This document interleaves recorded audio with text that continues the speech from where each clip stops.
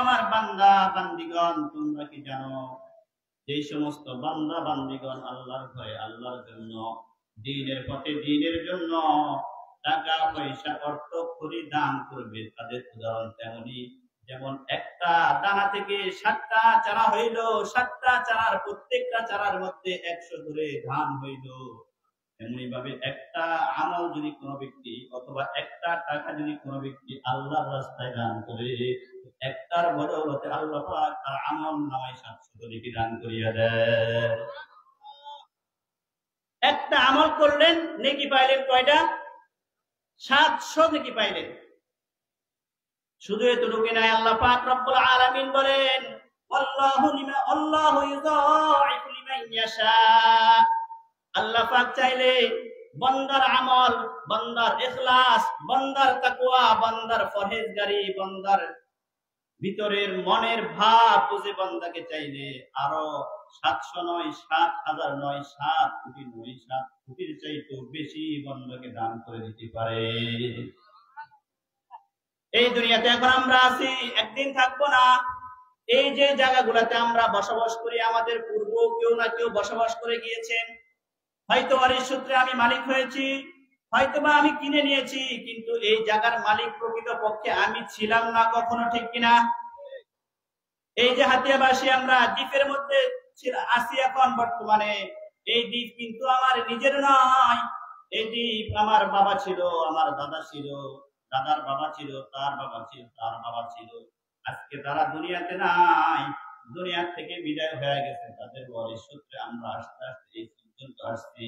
এমন একটা সময় আসবে আমি থাকবো না, আমার সন্তান থাকবে না, আমার দাদা থাকবে না, আমার বাবা থাকবে না, আমার নাতিও থাকবে না, পুতিও থাকবে না। এই বাড়ি এই জায়গার মালিক আমি থাকবো না, কিন্তু আল্লাহ পাকের জায়গা ঠিকই থেকে যাবে। আল্লাহ নবী সাল্লাল্লাহু আলাইহি ওয়াসাল্লাম বলেন, বান্দা দুনিয়াতে থাকাকালীন যে সম্পদ তোমাকে আমি দিয়েছি, যে টাকা, যে খড়ি, যে অর্থ তোমাকে আমি দিয়েছি, তুমি মনে করো না সবগুলোর মালিক তুমি। তুমি কোনোভাবেই সবগুলোর মালিক দাবি করতে পারো না। কবির ভাষায় কবি বলেন, ই আমানত চন্দে রোজা নজদে মাস, দর হাকিকত মালিকে হর শাই খোদা। এই যে আমানত আমাকে আল্লাহ পাক দিয়েছেন, হাত দিয়েছেন, পা দিয়েছেন, চোখ দিয়েছেন, জবান দিয়েছেন, চক্ষু, কর্ণ, জিহ্বা, নাসিকা, ত্বক, যত আযা অঙ্গ প্রত্যঙ্গ আল্লাহ পাক দিয়েছেন। আমি মনে করি এগুলা আমার, এগুলা আমার, বাড়ি আমার, গাড়ি আমার, ঘর আমার, দুয়ার আমার, টাকা আমার, পয়সা করি সব আমার। কবির ভাষায় বলে এগুলা একটাও তোমার না, আল্লাহ পাক তোমাকে আমানত স্বরূপ দিয়েছে। যেদিন আল্লাহ পাকের হুকুম হয়ে যাবে তোমার দেহ থেকে প্রাণ রূহটাকে আল্লাহ পাক নিয়ে যাবেন, সেদিন আমার বলতে কিছুই থাকবে না, শুধু 3টা সাদা কাপড় থাকবে। কিছুই নিয়ে যাইতে পারবো না, কিছুই নিয়ে যাইতে পারবো না। এই জন্য সময় থাকতে যে টাকা অর্জন করি, যে টাকা ইনকাম করি, যে টাকা খরচ করি, সেখান থেকে কিছু না কিছু আল্লাহর রাস্তায় দান করতে হবে। আল্লাহ পাক রব্বুল আলামিন দান করার ক্ষেত্রে গরিবকে বলে নাই গরিব শুধু দান করবে অথবা বড়লোক শুধু দান করবে। আল্লাহর নবী সাল্লাল্লাহু আলাইহি ওয়াসাল্লাম, আল্লাহর নবীর প্রিয় সাহাবী, প্রিয় মুয়াজ্জিন হযরতে বেলাল রাদিয়াল্লাহু তাআলা আনহু, বেলাল হাবশী, নিগ্রো ছিলেন, হাবাসী ব্যক্তি ছিলেন, অনেক কালো ছিলেন। আল্লাহ রাসূল বলেন, আনফিক ইয়া বেলাল। বেলাল রাদিয়াল্লাহু তাআলা আনহুর মতো দুর্বল, অর্থনৈতিকভাবে একেবারে জিনার কিছুই ছিল না, একেবারে দুর্বল ছিল, তিনাকে আল্লাহ রাসূল দান করার জন্য বলেছেন। অর্থাৎ দান করলে বড়লোক খাস করা যাবে না, দান করার ক্ষেত্রে ধনীকে খাস করা যাবে না। দান করার জন্য কোন পার্টি, কোন বিশেষ ব্যক্তিকে টার্গেট করা যাবে না। আপনার কম আছে, কম থেকে আপনি 5 টাকা দেন, আপনার বেশি আছে, বেশি থেকে আপনি 5,000 টাকা দেন। ওই মালিক আমাকে আপনাকে সকলের অর্থ সম্পর্কে জানে, সকলের টাকা পয়সা সম্পর্কে জানে। যেই মালিক আমাকে অর্থ বেশি দিয়েছেন, সেই মালিক আমার থেকে অর্থ বেশি দাবি করেন। আপনার বেশি আছে, আপনি বেশি দিবেন, আপনার কম আছে, আপনি কম দিবেন। কিন্তু পরিমাণে যদিও কেউ বেশি দেয়, আবার পরিমাণে কেউ যদিও কম দেয়, কিন্তু দিলের হালাত যদি সমান থাকে, দিলের হালাত যদি এক থাকে, তাহলে সবের বেলায় কিন্তু পরিমাণের কমের বেশির কারণে সব পরিমাণে কম বেশি হবে না, সব সমান পেয়ে যাবে। সহজ কথা হলো, একজনে 5 লক্ষ টাকার মালিক, তিনি যদি 5,000 টাকা দান করে যে সব পাইবেন, আপনার মনের হালত, আপনার ইমানের হালত, আপনার তাকওয়া যদি ঠিক থাকে, আপনি 500 টাকার মালিক হয়ে যদি 50 টাকা দান করেন, ওই 5 লক্ষ টাকা ব্যক্তি যে 5,000 টাকা দান করে যে সব পাইলো, আপনি 5,000 টাকার মালিকে 50 টাকা দিয়ে সমান সম পরিমাণ সব পাওয়া সম্ভব। এই জন্য দানের বেলায় বিশ্বনবী সাল্লাল্লাহু আলাইহি ওয়াসাল্লাম বলেন, দান করতে বখিলামি করা যাবে না, দান করলে অনেক উপকার আছে। দানের ফজিলত কি, ইনফাক ফি সাবিলিল্লাহ ফজিলত কি, এই সম্পর্কে কয়েকটা হাদিস শোনাচ্ছি, খেয়াল করে শুনবেন।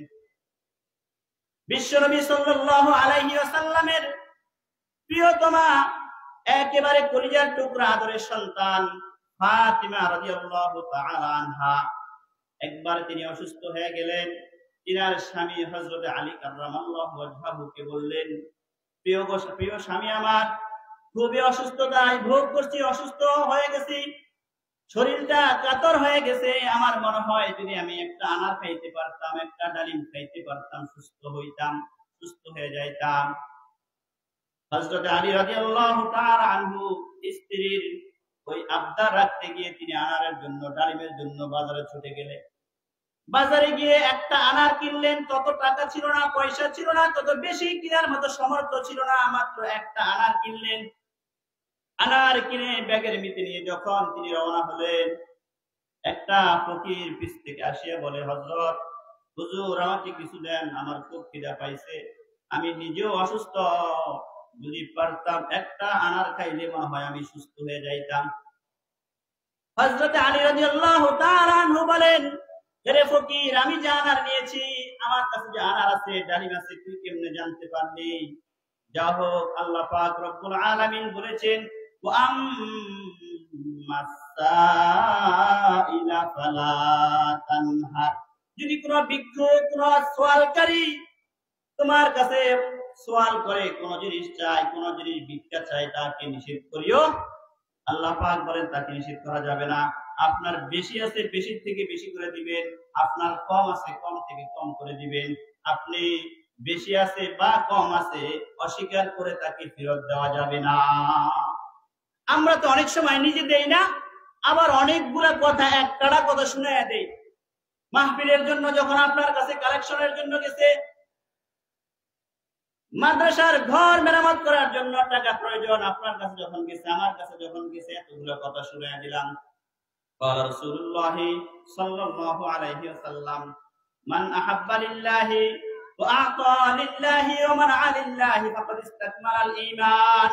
বিশ্বনবী সাল্লাল্লাহু আলাইহি ওয়াসাল্লাম বলেন, যার ভিতরে তিনটা গুণ অর্জিত হয়েছে, যার ভিতরে তিনটা গুণ আসছে, সেই ব্যক্তির ঈমান পরিপূর্ণ হয়ে গেছে। এক নাম্বার, যে ব্যক্তি মান আতা লিল্লাহ, আল্লাহর জন্য দান করবে। কিসের জন্য দান করবে? দান করলে কার জন্য দান করতে হবে?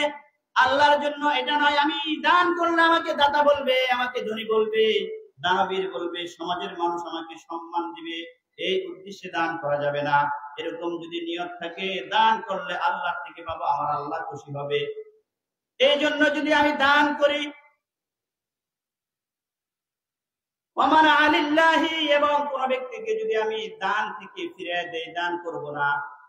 আপনার কাছে গেছে, আমাদের এলাকায় মাহফিল শেষ হয়ে গেছে 1 মাস আগে, মাহফিল তো হয়ে গেছে, যুবকদের মনোরঞ্জনের জন্য, যুবকদের মন জয়ের জন্য, একটু এনজয়ের জন্য একটা যাত্রা ফালা দিতে চাই, হয় না এরকম ঘটনা? মাহফিলও হয়, আবার যাত্রা ফালা হয়, একই স্টেজে, একই জায়গার মধ্যে মাহফিল হয়, গানের আয়োজন হয়। মাহফিলের জন্য যখন গেছে, আপনি দেন নাই, আপনার মন চায় নাই, দিতে চান নাই, অনেকগুলা কথা শুনে দিচ্ছেন। যখন গানের কথা হয়েছে, বা খেলার কথা হয়েছে, বা নৃত্যের কথা আয়োজন হয়েছে, আলোচনা হয়েছে, আপনি দিলেন, তাহলে আপনি দেওয়াটা হবে কার জন্য? আল্লাহর জন্য। আর মানা করাটাও হবে আল্লাহর জন্য। দান করেছেন মাহফিলের জন্য, তার মানে আল্লাহর জন্য দিয়েছেন। গানের জন্য যখন আপনার কাছে চাইছে, আপনি মানা করে দিয়েছেন, তার মানে আপনার নিষিদ্ধ হয়েছে আল্লাহর জন্য যে গান দেওয়া যাবে না। আর কোন ব্যক্তিকে ভালোবাসেন, মুসলমানকে দেখলে ভালোবাসেন, পছন্দ করেন। মান আহাব্বা লিল্লাহ, আল্লাহর জন্য ভালোবাসেন। নবীজি বলে এই তিনটা গুণ যার ভিতরে অর্জিত হয়েছে, যার ভিতরে আসছে, ফাকাদ ইসতাকমালাল ঈমান, তার ঈমান পরিপূর্ণ হয়ে গেছে। তিনটা গুণ অর্জন করতে হবে। কাউকে ভালোবাসলে কার জন্য ভালোবাসতে হবে? কাউকে মহব্বত করলে কার জন্য মহব্বত করতে হবে? আল্লাহর জন্য। আবার কাউকে যদি আমি দান করি, আল্লাহর জন্য দান করতে হবে। কাউকে দান থেকে ফিরে দিলে সেটাও আল্লাহর জন্য করতে হবে। যে কথা ছিলাম হযরত আলী রাদিয়াল্লাহু তাআলা আনহুর অন্তরে আসলো, আল্লাহ পাক রব্বুল আলামিন বলেছেন সাইলকে, ভিক্ষুককে ফিরিয়ে দিও না। আবার নবীজি বলেছেন মান আহাব্বা লিল্লাহ ওয়া মান আলিল্লাহ ওয়া আতা লিল্লাহ, আল্লাহর জন্য দান করতে হবে। তিনি নিজের স্ত্রীর কথা ভাবলেন, আবার ফকিরের কথাও ভাবলেন। ওই ডালিমটাকে দুই ভাগ করে এক ভাগ ফকিরকে দিয়ে দিলেন, আরেক ভাগ নিজের ব্যাগের ভিতরে রেখে দিলেন। ঘটনা খেয়াল করবেন। ওই ভিক্ষুক আনারের একটা অংশ খাওয়ার পরে বলে, হুজুর পেটে কিছু ক্ষুধা রয়ে গেছে, আর একটার অর্ধেক খেয়ে কি পেট ভরেনি, যদি আপনি চান বাকি অংশটুকু আমাকে দিলে তৃপ্তি সহ খাইতাম, আমার রোগটাও পরিপূর্ণ সুস্থ হয়ে যাইত। ভিক্ষুকে কৌশল করে হযরত আলী রাদিয়াল্লাহু তাআলা আনহুর কাছে চায় বসলেন। আলী রাদিয়াল্লাহু তাআলা আনহু জানেন নবীজি বলেছেন যদি আপনি আল্লাহর জন্য 1 দিরহাম দান করেন, আল্লাহ পাক আপনাকে দান করবে 10 দিরহাম। বলেন সুবহানাল্লাহ। তিনার বিশ্বাস আমি যদিও নাকি অর্ধেক দান করেছি, যদি বাকিটুকুও দান করে দেই, আমার আল্লাহ আমাকে ফিরাইবেন না, আমাকে ঠেকাইবেন না। আল্লাহ পাকের খাজানায় অভাব নাই, আল্লাহ পাকের দরবারে কোনো কিছু অভাব নাই। আলী রাদিয়াল্লাহু তাআলা আনহু ভিক্ষুকের মনকে খুশি করার জন্য, ভিক্ষুককে খুশি করার জন্য বাকি অংশটুকু ভিক্ষুককে দিয়ে দিলেন। ভিক্ষুক খেয়ে ফেলছে, ভিক্ষুক বাকি অংশটুকু খেয়ে ফেলছে। এখন নিজে খালি হাতে, টাকা তো না যে আরেকটা কিনে নিয়ে আসবে, তিনি কি করলেন, খালি হাতে চলে গেলেন বাসায়।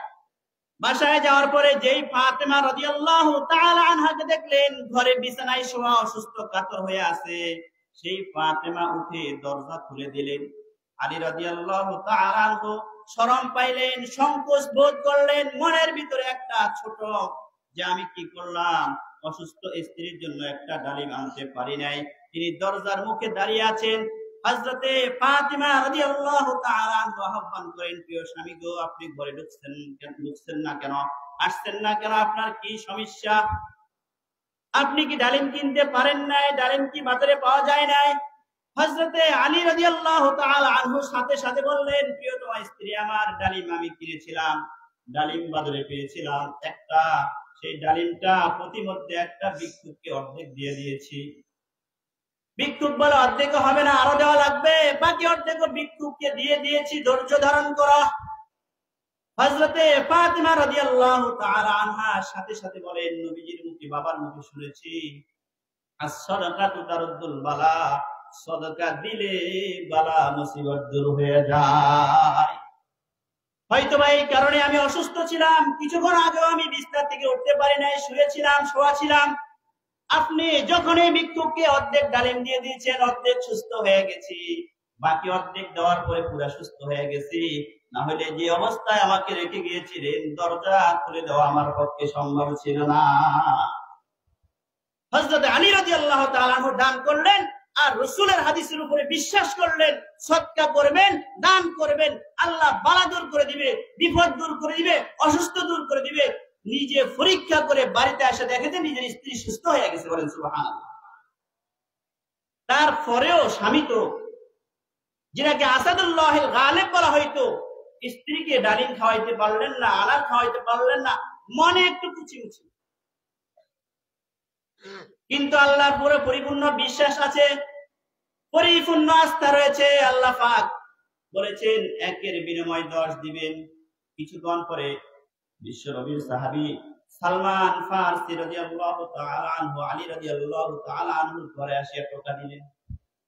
ঘরে আসিয়া টোকা দেওয়ার পরে হযরতে আলী রাদিয়াল্লাহু তাআলা আনহু ঘর খুলে দিলেন। খুলে দেওয়ার পরে দেখে সালমান ফারসি রাদিয়াল্লাহু তাআলা আনহু মাথায় যেন কি নিয়ে আসছে, খেয়াল করবেন, মাথায় যেন কি নিয়ে আসছে। হযরতে আলী রাদিয়াল্লাহু তাআলা আনহু জিজ্ঞাসা করেন, সাহাবী ভাই সালমান, মাথায় কি এগুলা? বলে, আগে নামাও, আমার মাথা ব্যথা করতেছে, অনেক দূর থেকে হাঁটে আসছি, আগে নামাও, তারপরে দেখো। নামায়া দেখে যে এক জুড়ি ডালিমার ডালিম। এর মধ্যে ঘটনার একটু ফের আছে। সালমান ফারসি রাদিয়াল্লাহু তাআলা আনহু এই হাদিস শুনছেন, জানতেন, একটু পরীক্ষা করার জন্য ওই ঝুড়ির মধ্যে ছিল 10টা ডালিম বড় বড়, একটা ডালিম বগলের ভিতরে পকেটের ভিতরে গুজায় রাখছে আলী রাদিয়াল্লাহু তাআলা আনহুর তাওয়াক্কুল, বিশ্বাসকে পরীক্ষা করার জন্য। হযরত আলী রাদিয়াল্লাহু তাআলা আনহু বলেন, এগুলা কার জন্য? বলে, কিছুক্ষণ আগে বিশ্ব নবীর দরবারে একজন সাহাবী, তিনার নতুন বাগানে নতুন আনার হয়েছে, ডালিম হয়েছে, সেই আনারগুলা রাসূলের দরবারে হাদিয়া নিয়ে আসছে। রাসূলুল্লাহ সেই আনারগুলা তোমার জন্য আবার পাঠিয়ে দিয়েছে। হযরত আলী বলেন, দেখি তাহলে আমার কিনা, আমার হইলে আমি বুঝতে পারবো। বলে, কেমন? গণা শুরু করলেন, 1 2 3, গুনতে গুনতে 9টা গুনছে, দেখে যে 10 নাম্বার ডালিম আর নাই, 9টাই ডালিম সেখানে আছে। বলে, ভাই এগুলা আমার না। বলে, কেমন? আল্লাহ বলছেন একের বিনিময়ে 10 দিবেন, আমি একটা ভিক্ষুককে দিয়ে দিছি, যদি আমার হইতো তাহলে পুরো 10টাই এখানে থাকতো। হযরতে সালমান ফারসি রাদিয়াল্লাহু তাআলা আনহু সাথে সাথে বগল থেকে একটা বের করে দিলেন আর বললেন, ভাই আলী, তোমার তাওয়াক্কুল, তোমার বিশ্বাস আল্লাহর প্রতি কি পরিমাণ রয়েছে সেটা পরীক্ষা করার জন্যই আমি এটা করেছি। একে 10, একে কত? 1 টাকা দিলে কয় টাকা? 100 দিলে 1000, 1000 দিলে 10000, 10000 দিলে 20000 করে। এত হিসাব কাঁচা দেখছেন? 10000 দিলে 20000। হযরতে সুলাইমান নবীর একটা ঘটনা শুনেন, দান করলে কি লাভ, দান করলে কি লাভ। আমি এদিক সেদিক কথা বলবো না, শুধু কয়েকটা হাদিসের বাংলা বলে যাচ্ছি। হযরতে সুলাইমান আলাইহিস সালাতু ওয়াস সালাম, তিনি শুধু মানুষের নবী ছিলেন না, পুরা বিশ্বের, পুরা কায়নাতের 4 জন পৃথিবীর শক্তিশালী অল পৃথিবীর অলরাউন্ডার ছিলেন, অল পৃথিবীর বাদশা ছিলেন। তিনার মধ্যে মুসলিম 2 জন। হযরতে সুলাইমান আলাইহিস সালাতু ওয়াস সালাম ছিলেন একজন। তিনার বিস্তারিত বলার সময় নাই, একটা ঘটনা বলছি। তিনি পাখির ভাষাও বুঝতেন, পিপিলিকার ভাষাও বুঝতেন, মাখলুকাত সব মাখলুকের ভাষা তিনি বুঝতেন। তিনার খেলাফত আমলে, তিনার শাসন আমলে, তিনার যুগে তিনার বাড়ির পাশে একটা ব্যক্তি প্রতিদিন তার বাড়ির পাশে গাছে একটা ফাঁকি বাসা করছে সাপ উঠানোর জন্য। আমাদের বাড়ি ঘরে বিভিন্ন জায়গায় গাছে ফাঁকি বাসা বাঁধে না? অনেকে আচ্ছা দিয়ে বিভিন্ন রকমের জিনিস দিয়ে ফাঁকির বাসা বাঁধার জন্য সুযোগ করে দেয়। ডিম পারলে খায়া ফেলি, বাচ্চা ফুটালে খায়া ফেলি, এরকম বাচ্চারা করে না আমাদের দেশে? হযরতে সুলাইমান আলাইহিস সালাতু ওয়াস সালামের যুগে এক ব্যক্তি এরকম ফাঁকির ছানা, ফাঁকির ডিম খাওয়ার জন্য একটা বাসা তৈরি করলো। পাখি সেখানে বাসা করলো। বাসা করার পরে ওই ব্যক্তি খেয়াল করে কখন ডিম পারে, কখন বাচ্চা ফুটায়। ডিম পারে, ডিম গুলা নিয়ে খেয়ে ফেলে, বাচ্চা ফুটায়, বাচ্চা গুলা নিয়ে খেয়ে ফেলে। একবার করলো, 2 বার করলো, 3 বার করলো, পাখির মনের ব্যথা শুরু হয়ে গেল। আরে বদমাস, 1 বার খাইলি, 2 বার খাইলি, আমার মনের আশাটা পুরাইতে দিলি না। 1 বার, 2 বার, 3 বার যখন ডিম গুলা খেয়ে ফেলে, বাচ্চা গুলা খেয়ে ফেলে, ওই পাখি সরাসরি যায় সুলাইমান নবীর কাছে নালিশ করে ফেলে, নবী হে, আপনি মাখলুকাতের নবী, আপনি আমার নবী, সমস্ত বিশ্বের সমস্ত মাখলুকের নবী। এই যে ব্যক্তি আমার বাসা থেকে ডিম নিয়ে খেয়ে ফেলে, আমার বাচ্চাগুলা নিয়ে খেয়ে ফেলে, একটা বাচ্চাও আমি নিজে উড়াইতে পারি না, লালি ফালি বড় করতে পারি না, এটার বিচার করে। হযরতে সুলাইমান আলাইহিস সালাতু ওয়াস সালাম ওই ব্যক্তিকে ডাকলেন। ডাকার পরে, কি খবর? পাখির বাসা থেকে ডিম নিয়ে খাইছো, বাচ্চা নিয়ে খাইছো? বলে, হ্যাঁ খাইছি। বলে, আজ থেকে আর খাইবা না। ওই ব্যক্তি বলল, ঠিক আছে। আবার লোভে পড়ছে। ডিম যখন পারছে, বাচ্চা যখন হয়েছে, খাওয়ার উপযুক্ত হয়েছে, লোভ লিপসা সামলাইতে পারলো না, ওই পাখির বাসা থেকে বাচ্চাগুলোকে আবারও নিয়ে খেয়ে ফেলছে। কথা বুঝে না? পাখি দেখলো, কিরে, নবী মানা করে দিছে, এই বেচারা নবীর কথাও শুনলো না, এত বড় খারাপ ব্যক্তি। নবীজির মতন ব্যক্তি মানা করার পরেও আমার বাচ্চা খেয়ে ফেললো। একবার দুইবার আবারও পাখি গিয়ে কার কাছে নালিশ করলো? সুলাইমান নবীর কাছে। সুলাইমান নবী বলে, আমি নবী হয়ে তাকে নিষেধ করলাম, আমার নিষেধাজ্ঞা যখন মানে নাই, এর উপযুক্ত একটা শাস্তি দিতে হবে।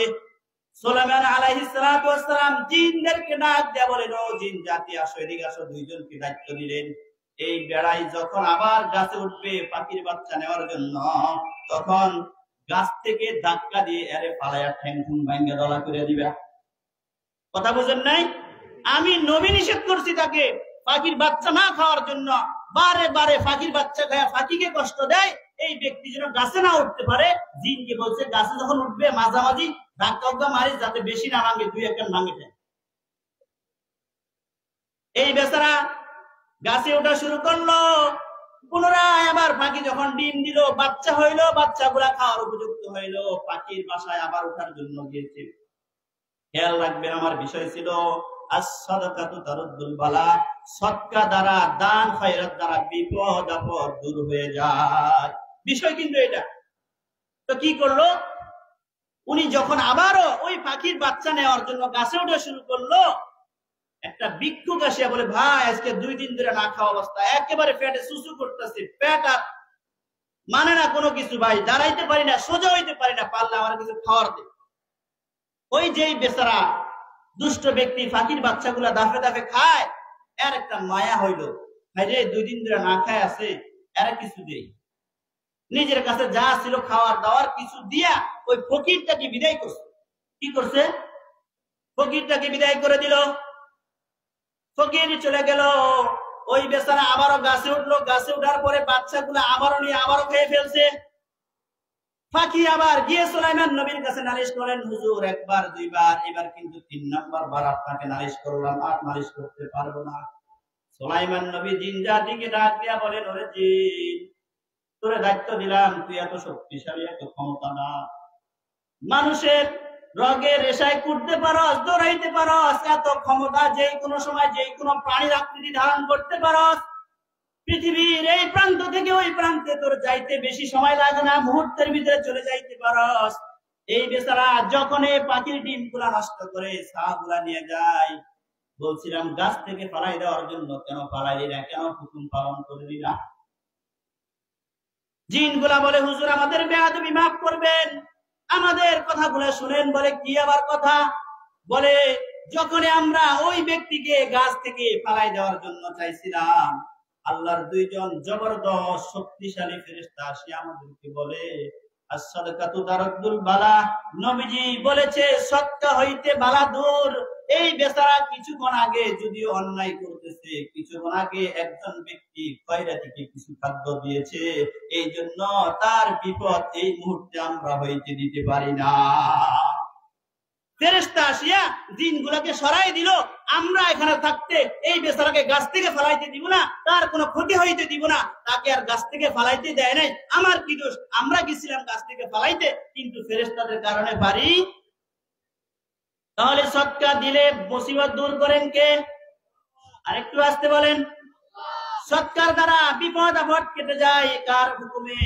আল্লাহর হুকুমে। সদকা যদি আমি দেই, দান খয়রাত যদি আমি বেশি বেশি করি, আমার যে বিপদ হওয়ার কথা ছিল মারাত্মক 2 লক্ষ টাকা যাইতো, আল্লাহ পাক হয়তো সেই বিপদ 2000 টাকার মাধ্যমে সারিয়ে দিবে। আমরা বুঝি না। আল্লাহ পাক রব্বুল আলামিন বলেন, মানুষ মনে করে দান করলে মাল কমে যায়, সম্পদ কমে যায়। মানুষ ভাবে যাকাত দিলে সম্পদ কমে যায়, মাল কমে যায়, অর্থ কমে যায়। কিন্তু না না, আমি খোদা যাকে ইচ্ছা তাকে সম্পদ মিলিয়ন মিলিয়ন টাকার মালিক বানিয়ে দে। এই জন্য দানের প্রতি আমাদের মনোনিবেশ করতে হবে। দানের প্রতি আগ্রহ উদ্দীপনা, আমাদের মনের চাহিদাটা আরো বাড়াইতে হবে। আমরা অনেক সময় মসজিদের জন্য যখন দান বাক্স চলে, পকেটে টাকা আছে, চিন্তা করি এই টাকা দিয়ে কিছুক্ষণ পরে একটা চুরুট কিনে খামু, একটা চা খামু, একটা পান খামু, খাও, দিয়ে দিলে তো দিয়ে দিলাম, পরে আবার কইতে খামু, এই চিন্তা ভাবনায় আমি অনেক সময় টাকা দেই না, পয়সা দান করি না। কিন্তু অনেক সময় দেখা যায় আল্লাহর বান্দা, আল্লাহর ঘরে 5টা টাকা ছিল, 5টা টাকায় দিয়ে দিছে, নামাজ পড়ে যখন বের হয়েছে নামাজ পড়ে বের হইতে দেরি, আল্লাহর বান্দারা তাকে চার আপ্যায়ন করতে দেরি হয় না। একটা ঘটনা শুনেন, বুখারীর বর্ণনায় আসছে, বিশ্বনবী সাল্লাল্লাহু আলাইহি ওয়াসাল্লামের যুগে একজন ব্যক্তি জংলায় কাজ করতেছিলেন। বুখারীর হাদিস, একজন ব্যক্তি জংলায় কাজ করতেছিলেন। হঠাৎ করে কাজ যত অবস্থায় মেঘ থেকে একটা আওয়াজ শুনলেন, ওরে মেঘ, অমুক গ্রামে গিয়ে অমুক ব্যক্তির জমিনে তুমি কিছু বৃষ্টি দিয়ে আসো। মেঘকে হুকুম করছে গায়েবী ভাবে, অমুক গ্রামের অমুক আব্দুল করিম বা আব্দুর রহিমের জমিনে কি করো, বৃষ্টি দিয়ে ভিজাই দিয়ে আসো। ও যে ব্যক্তি জংলায় কাজ করে সে চিন্তা করলো, হঠাৎ করে গায়েবী আওয়াজ কে দিল? ডানে বামে আমি ছাড়া তো আর কেউ নাই। উপর থেকে একটা আওয়াজ আসলো, আওয়াজ আসার সাথে সাথে মেঘও দৌড়াদৌড়ি শুরু করলো। আচ্ছা ঠিক আছে, আমি দেখি মেঘ কোথায় যায়, কার জমিনে পানি দেয়। মেঘ চলা শুরু করলো। আল্লাহর বান্দা জংলায় যে কাজ করে তিনিও হাঁটা শুরু করলো। যাইতে যাইতে দেখে একজন ব্যক্তি বেলসা নিয়ে দাঁড়িয়ে আছে, বালতি নিয়ে দাঁড়িয়ে আছে। মেঘ ওই ব্যক্তির জমিনে পানি বৃষ্টি বর্ষণ করা শুরু করে দিছে। ওই জংলার মধ্যে যে ব্যক্তি গায়েবী আওয়াজ শুনছিল তিনি বলেন, ওই জমিনওয়ালাকে, জমিন নিয়ে যে দাঁড়িয়ে আছে তাকে, ভাই আপনার নাম কি? নাম বলে দিল আব্দুর রহমান। বলে আপনার নাম কি বাস্তবে? আব্দুর রহমান। বলে ভাই জি আমার নাম আব্দুর রহমান। কাহিনী কি সেটা বলেন। বলে ভাই কাহিনী তো মারাত্মক। কিছুক্ষণ আগে গায়েবী ভাবে একটা আওয়াজ শুনছি, আল্লাহ পাকের পক্ষ থেকে আওয়াজ আসছে, আব্দুর রহমানের জমিনে গিয়ে মেঘকে গায়েবী ভাবে হুকুম করা হয়েছে জমিনে বৃষ্টি দিয়ে বসে, মুষলধারে বৃষ্টি দিয়ে পানি তলায় দেওয়ার জন্য। গায়েবী আওয়াজ শুনছি, বৃষ্টি হয়ে জমি যাতে করে ভরে যায়, বৃষ্টির মাধ্যমে জমিন যাতে করে তলায় যায়, ফসল যাতে করে ভালো হয়, এই আওয়াজ আমি গায়েবী থেকে শুনছি। আর আপনার নাম আব্দুর রহমান, সে আব্দুর রহমানের আওয়াজ আসছে। ভাই আপনি এমন কি আমল করেন যে আমলের কারণে গায়েবী আওয়াজ আসলো, যে আমলের কারণে বৃষ্টির মাধ্যমে আপনার জমিন সয়রাব করে দেয়, একটু বলেন। ওই ব্যক্তি বলে, আমি তেমন কোনো আমল করি না। এই জমি থেকে যে ফসল আসে, যে ফসল উৎপাদন হয়, তিনটা ভাগ করে, একটা ভাগ আমি আমার ছেলে সন্তান নিজের খাওয়ার জন্য খোরাক হিসাবে রেখে দেই, আরেকটা ভাগ আগামী বছর রোপণ করব এই জন্য বীজের জন্য রাখি, আরেকটা ভাগ আমি আল্লাহর রাস্তায় দান করে দেই। এই জন্য হইতে পারে আল্লাহ পাক রব্বুল আলামিন গায়বী ভাবে আমাকে সাহায্য করে যাচ্ছে। আল্লাহর জন্য দিলে, আল্লাহর পথে দিলে আল্লাহ পাক যে দেন সেটার প্রমাণ আল্লাহ রাসূলের হাদিস থেকে অসংখ্য প্রমাণ দেওয়া যাবে। অনেক সময় আমরা দান করতে এত কৃপণতা করি, এত বেশি আমরা কার্পণ্য করি যে 5 টাকা বের হইতে আমার কলজা কাঁপে। আরেকটা হাদিস বলছে হযরতে রাসূলুল্লাহ সাল্লাল্লাহু আলাইহি ওয়াসাল্লাম উম্মে সালমা রাদিয়াল্লাহু তাআলা আনহার ঘরে যাবেন, এমন একটা সংবাদ উম্মে সালমা পেয়েছিলেন। বিশ্বনবী সাল্লাল্লাহু আলাইহি ওয়াসাল্লাম গোশতকে ভালোবাসতেন, গোশত অনেক পছন্দ করতেন। এইজন্য উম্মে সালমা রাদিয়াল্লাহু তাআলা আনহার ঘরে কিছু গোশত ছিলেন। তিনি ভাবলেন রাসূলুল্লাহ যেহেতু গোশত পছন্দ করে, তিনার জন্য এই গোশতগুলো রেখে দেওয়া হোক। ওই গোশতগুলোকে ফ্রিজে রেখে দিয়েছেন, বা ফ্রিজ না হোক শোকেস যেটা হোক, ওই যুগে যেটা ছিল সেখানে রেখে দিয়েছেন। একটু পরে একটা ফকির আসিয়া বলে, আমি আজকে কয়েকদিন যাবত না খাওয়া আছি, যদি পারেন আমাকে কিছু খাদ্য দেন, কিছু খাবার দেন। বলে আমরা যেমন বলি আল্লাহর জন্য মাফ করে দেন, আজকের জন্য বলি না, আল্লাহর জন্য মাফ করে যান, ঘরে কিছু নাই, দেওয়ার মতো কিছু নাই, আল্লাহর রাস্তায় মাফ করে যান বলি না। উম্মে সালমা রাদিয়াল্লাহু তাআলা আনহা এমন ভাবে একটা বললেন যে আল্লাহর রাস্তায় মাফ করে যান, অর্থাৎ এই গোশত নবীজিকে খাওয়াবেন, ফকিরকে দিবেন না, এমন মনোভাব নিয়ে বলছেন আল্লাহর রাস্তায় মাফ করে যান। কিছুক্ষণ পরে বিশ্বনবী আকায়ে নামেদার তাজদার মদিনা জনাবে রাসূলুল্লাহ সাল্লাল্লাহু আলাইহি ওয়াসাল্লাম যখন আসলেন, উম্মে সালমা রাদিয়াল্লাহু তাআলা আনহা ঘর থেকে ওই গোশত যখন আনতে গেলেন, দেখে যে গোশত নাই, গোশত পরিপূর্ণভাবে সাদা সাদা পাথরের টুকরায় পরিণত হয়ে গেছে। গোশত নাই, সাদা পাথরের টুকরা হয়ে গেছে। নবীজির কাছে আসিয়া বললেন, ইয়া রাসূলুল্লাহ, অন্যায় মাফ করবেন, বেয়াদবি মাফ করবেন, আপনি গোশত পছন্দ করেন, আপনার জন্য কিছু গোশত রেখেছিলাম, গোশত নাই, গোশত পাথর হয়ে গেল। বলে কোন কারণ তো অবশ্যই আছে, কারণ ছাড়া গোশত পাথর হইতে পারে না। কি হয়েছিল বলো, আমি আসার আগে? বলে তেমন কিছু হয় নাই, একজন আল্লাহর ফকির, আল্লাহর গোলাম, গরিব মানুষ আসিয়া কিছু খাবার তলব করছিল। আমরা বলছিলাম আল্লাহর রাস্তে মাফ করিয়া দেন। আল্লাহর নবী প্রকাশ্য বলে দিলেন, ও উম্মে সালমা, এই যে ফকিরকে দিলা না, আল্লাহ পাক বলেছেন ওয়া আম্মা সাইলা ফালা তানহার, ফকিরকে তোমরা মানা করে দিও না, ফকিরকে ফিরাইয়া দিও না, ফকিরকে তোমরা বঞ্চিত করো না। আল্লাহ পাক তোমরা ফকিরকে না দিয়ে আমি নবীর জন্য রাখছো, এটা পছন্দ করেন নাই। এই জন্য রেখে দেওয়া গোশত পাথরের টুকরায় পরিণত হয়ে গেছে। আমরা দানের মাত্রা এত কমে গেছে, আমাদের কাছ থেকে এখন যদি বলা হয়, মনে হয় হুজুরের পেট পালার জন্য, হুজুরের বেতন নেওয়ার জন্য ধান্দা করছে। বিভিন্ন ভাবে কলা কৌশলে আমরা ফিরিয়ে দেই, বিভিন্ন সিস্টেমে আমরা অনেক সময় ফিরিয়ে দেই। অথচ রাসূলুল্লাহ বলেন, যত বেশি দান করবেন তত বেশি আল্লাহর পক্ষ থেকে আপনার কাছে সাহায্য আসবে। যত বেশি দান করবেন, একে 10টা পাইবেন, শুধু 10টা নয়, আল্লাহু ইউযাইফু লিমান ইয়াশা, আল্লাহ পাক চাইলে 1000 থেকে 1000 গুণ বৃদ্ধি করে দিবেন। আমার কাগজ চলে আসছে, সময় শেষ। আমি চাইছিলাম কিছু এই গুরুত্বপূর্ণ হাদিস আপনাদেরকে দানের সম্পর্কে কিছু আলোচনা করে মাদ্রাসার জন্য কিছু। আপনাদের এখানে একটা মাদ্রাসা হয়েছে, মাদ্রাসাটা একেবারে জীর্ণ শীর্ণ, একেবারে জীর্ণ শীর্ণ। আমাদের সন্তানরা, আমাদের নাতিরা, আমাদের পুত্রীরা এখানে পড়াশোনা করে। এই মাদ্রাসার প্রতি আমাদের সকলের দায়িত্ব, সকলের আমাদের খেয়াল রাখা উচিত। প্রত্যেকেই আমরা এই মাদ্রাসার প্রতি খেয়াল রাখবো।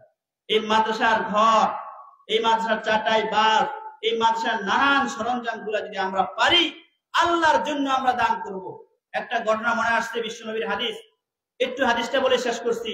অনেক সময় আমরা শুধু ওয়াজ থেকে যখন বলে হুজুর আমরা কালেকশন করেন, হুজুর একবারে মারহাবা দিতে দিতে তেল মারতে মারতে যখন পুরা তেলে বাসায় দেয়, তখন 20,000 টাকা 30,000 টাকা দেওয়ার জন্য লাফাইয়া উঠে অনেকে। কিন্তু না, রাসূলুল্লাহ বলছেন এমন ভাবে দান করতে হবে, ডান হাতে দান করে বাম হাতে যেন না। একটা হাদিস বলে শেষ করছি। বিশ্বনবীর এক সাহাবী, তিনি এই আমল করার জন্য রাত্রে বের হয়ে গেলেন। আমি ডান হাতে দান করব, বাম হাতে যেন না জানে, চুপে চুপে দান করব। গভীর রজনী মানুষ যখন ঘুমিয়ে যায়, তখন তিনি টাকা নিয়ে, দিনার দিরহাম নিয়ে বের হয়ে যান দান করার জন্য। প্রথম দিন তিনি একজনকে দান করলেন, তিনি ছিল সুর, অর্থাৎ রাতের অন্ধকারে মোটামুটি কোন রকম দেখা যায়, মানুষের পরিপূর্ণ পরিচয় পায় নাই। কিছু দিনার দিরহাম দান করলেন, দান করে চলে গেলেন। এরপরের দিন খবর বের হইল, আইরে অমুক বড় লোক রাতের অন্ধকারে যাকে দান করছে সে তো ভালো লোক না, সে তো সুর। অর্থাৎ রাতের অন্ধকারে যে টাকাটা দিছে গোপনে, পরের দিন শুনতেছে এই টাকাটা যাকে দিছি সে তো ভালো লোক না, সে তো চুরি করে।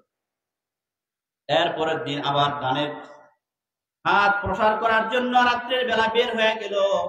এরপরের রাত্রে আবারও দান করলেন একজন মহিলাকে। পরের দিন খবর পাইলেন, সংবাদ প্রচার হয়ে গেল, রাত্রের বেলায় গোপনে যেই মহিলাকে দান করছেন তিনি তো ভালো মহিলা নয়, তিনি তো দেহ ব্যবসায়ী, জিনাকার। একজন পতিতা, একজন দেহ ব্যবসায়ী, একজন জিনাকার, ডাইনি মহিলাকে রাত্রের বেলায় গোপনে দান করছে সবের আশায়। হাইরে, মানুষ সমালোচনা করা শুরু করে দিল। প্রথম দিন দান করছে চোরে, দ্বিতীয় দিন দান করছে গোপনে, কইরা পড়ছে খারাপ মহিলা, জিনাকারী। ওই বেচারা দানের গতি থামায় নাই, সমালোচনার দিকে কান দেয় নাই। তৃতীয় দিন আবার বের হয়ে গেছে। বের হওয়ার পরে আবারও তৃতীয় দিন দান করা শুরু করলেন গোপনে রাত্রে। এমন ভাবে দান করবেন, ডাইন হাতে দিবেন, বাম হাতে জানবে না। একজন ব্যক্তিকে চুপে কিছু দিনার দিরহাম দিয়ে চলে গেলেন। পরের দিন সংবাদ পায় যে ব্যক্তিকে দান করছেন, যে দান করছেন তার চাইতে অনেক বড় লোক। খেয়াল করেন কথাটা। একজন ব্যক্তি ডান হাতে দিবে, বাম হাতে না জানে, গোপনে দান করতে গিয়ে 3 দিন দান করলেন। 3 দিন পরে গেল 3 ধরনের লোক। প্রথম দিন পড়ছে সুর, শেষরা, সহজে কেউ দান করবে? আরে। দ্বিতীয় দিন পরে পড়ছে জিনাকারী মহিলা, পতিতা মহিলা, খারাপ বেশ্যা মহিলা, আরে কেউ দান করে সহজে? দান করলে সব পাওয়া যাবে। তৃতীয় দিন পরে পড়ছে যারা দান করছে, হ্যাঁ ওই বেড়াত আরো বেশি লোক, বেশি বড়, বেশি টাকাওয়ালা। আল্লাহর কি হিকমত, ঘটনা শেষ শুনবেন। আল্লাহর কি হিকমত, কি মহিমা এখানে লুকায়িত আছে। ওই যে প্রথম দিন দাকে দান করলো চোর, সে চিন্তা করলো হায়রে টাকার অভাবে, পয়সার অভাবে আমি চুরি করি, আইরে টাকার অভাবে সিং কাটি ঘরের বেড়া ভাঙি, সিং কাটি ঘরের ভিতরে ঢুকি মানুষের সম্পদ চুরি করি।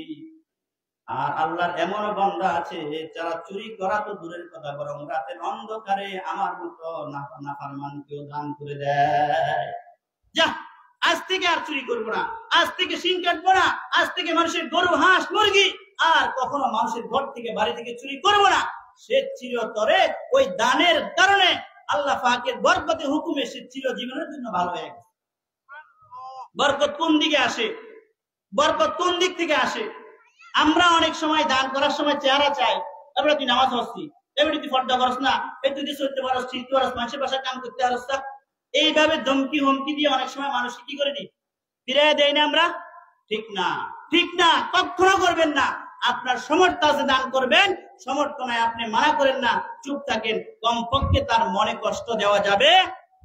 ওই যে জানিয়া মহিলা, জিনাকারী মহিলা যাকে তিনি রাতের অন্ধকারে দান করেছিলেন, মহিলা বললেন, হায়রে আমি তো খারাপ কাজ করি, দেহ ব্যবসা করে চলি, টাকার অভাবে নানান ধরনের অপকর্ম করি, এই বেচারা রাতের অন্ধকারে আমার মতো একজন পাপিষ্ঠ মহিলাকে দান করলেন, আমার মতো একটা খারাপ মহিলাকে দান করলেন।